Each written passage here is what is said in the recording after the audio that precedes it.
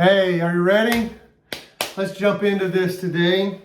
We are now in chapter 2 of Scandalous Grace. If you have not purchased my book yet, there's a link in the description below. Click on that link and it'll take you right to it. Chapter 2 is called Work It Out. The main premise of this particular chapter is that God's plan is more powerful than your prison. I want to do something different today.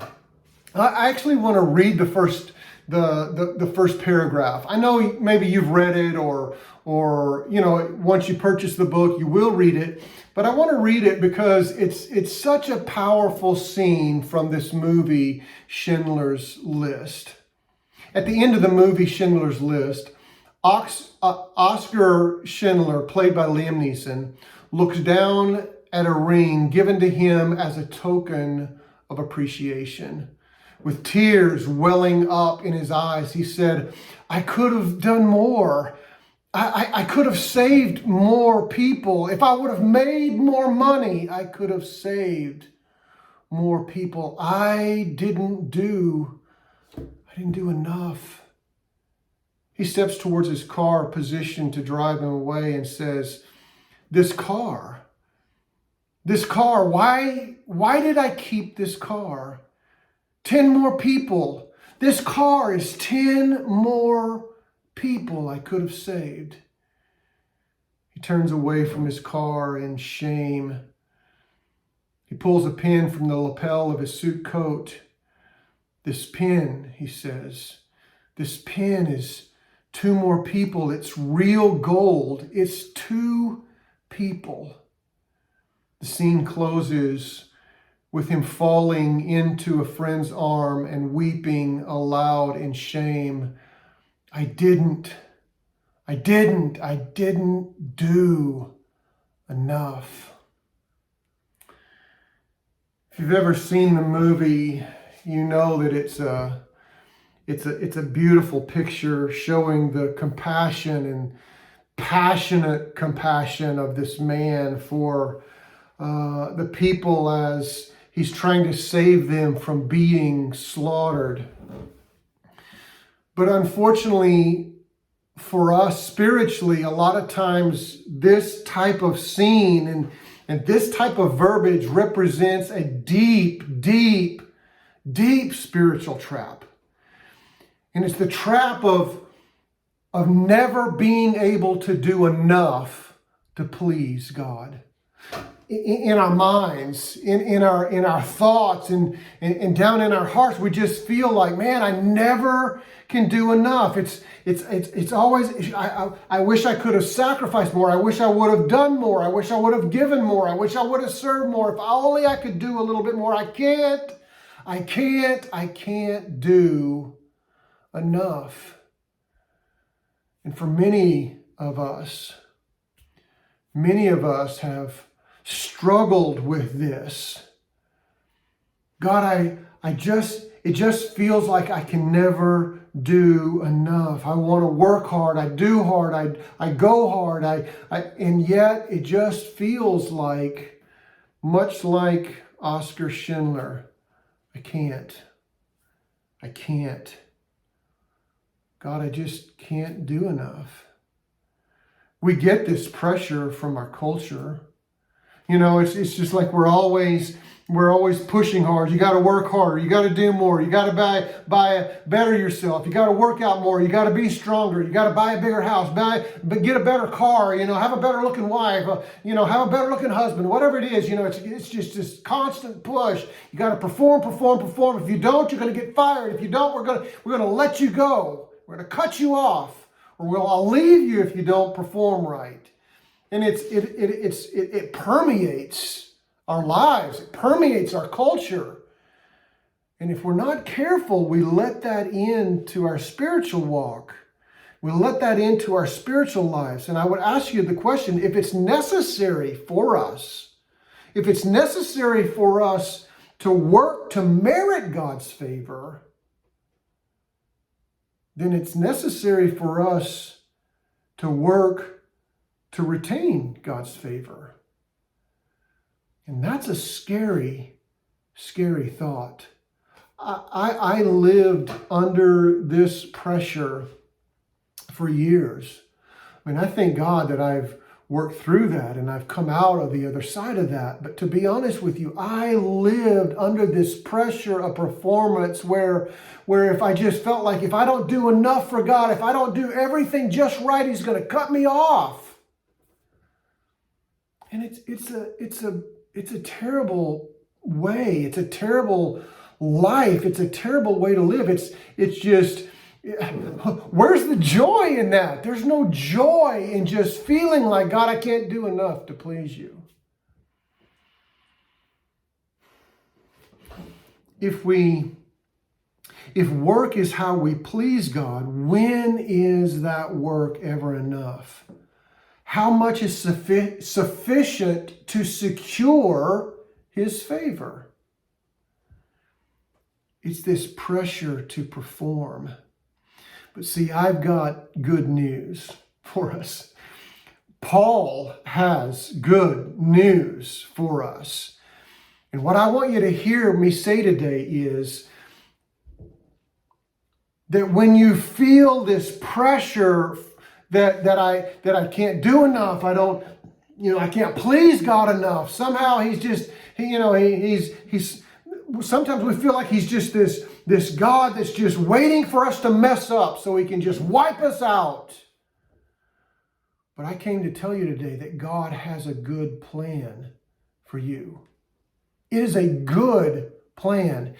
That is so important for us to understand in order to get released from this pressure to perform, is that God has a good plan for you. Not like I'm saying like you as in, all of you, just some big random group. But I'm saying God is, if you are holding a phone in your hand right now, if you're watching on a computer screen, if you're looking at an iPad, however it is that you're looking at this, God has a good plan for you, specifically for you.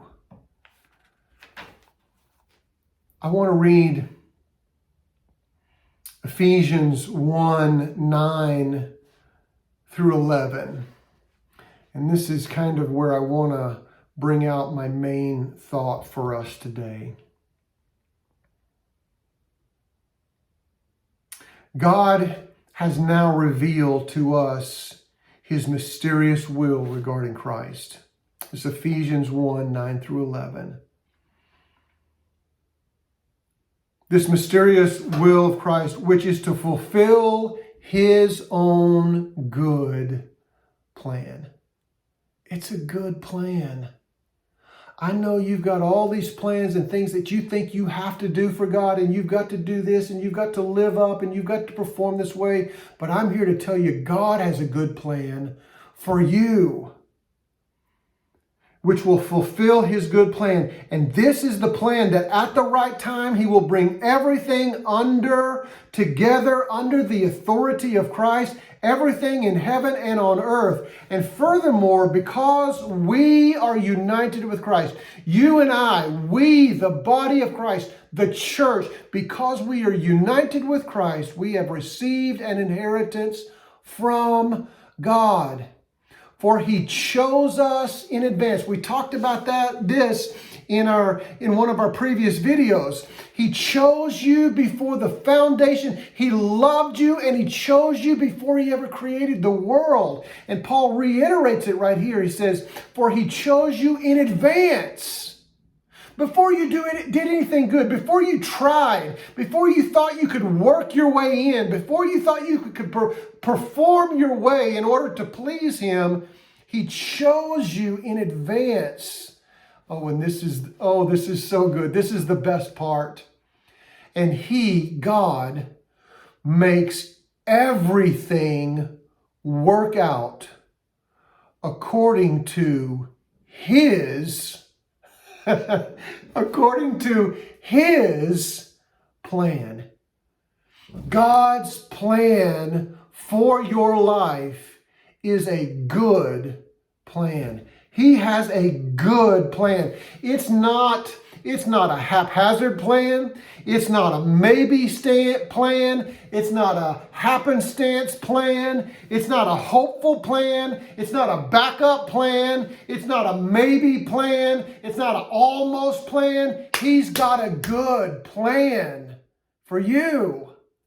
You got to hear that today. You got to hear the goodness of God and the grace of God that brings all praise to Him. All praise to God, Paul said, because all praise is what grace does. It gives God the glory. It points everything to Him. And I'm telling you today, God has a good plan for you.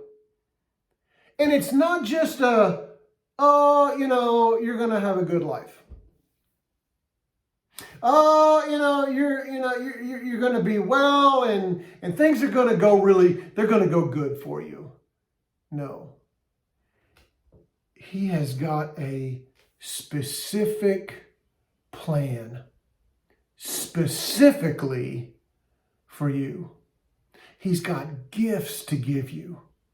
He's got plans to show you. He's got His will to reveal to you. And His plan is a good plan.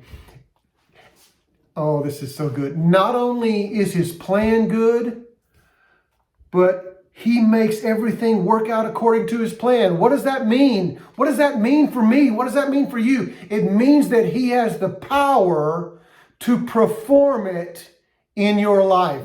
Put it in the description below. Write it down.